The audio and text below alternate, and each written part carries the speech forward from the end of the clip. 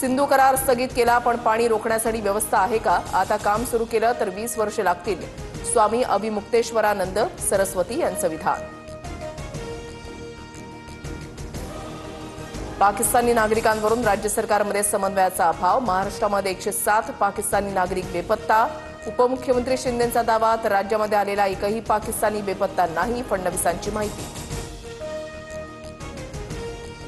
महाराष्ट्रात एकही पाकिस्तानी नागरिक राहणार नाही. सर्व पाकिस्तानी सापडले, सगळ्यांची बाहेर घालवायची व्यवस्था केली. मुख्यमंत्री फडणवीसांची माहिती.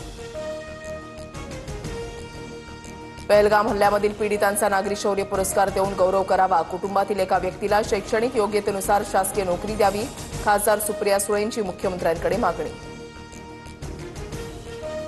शिंदे फडणवीसांनी कान टोचल्यानंतर संजय गायकवाडांकडून पोलिसांची दिलगिरी. माझं वक्तव्य स्थानिक पोलिसांबाबत ओघाओघाने महाराष्ट्र पोलिसांचा उल्लेख झाला. गायकवाडांची सारवासारव.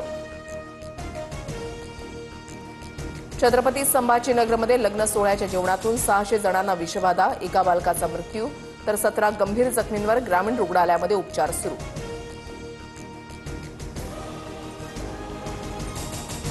जळगावात प्रेमविवाह केल्याच्या रागातून बापाकडून मुलीची गोळ्या घालून हत्या. जावई गंभीर जखमी. आरोपी वडील किरण मंगले, सेवानिवृत्त सीआरपीएफ अधिकारी.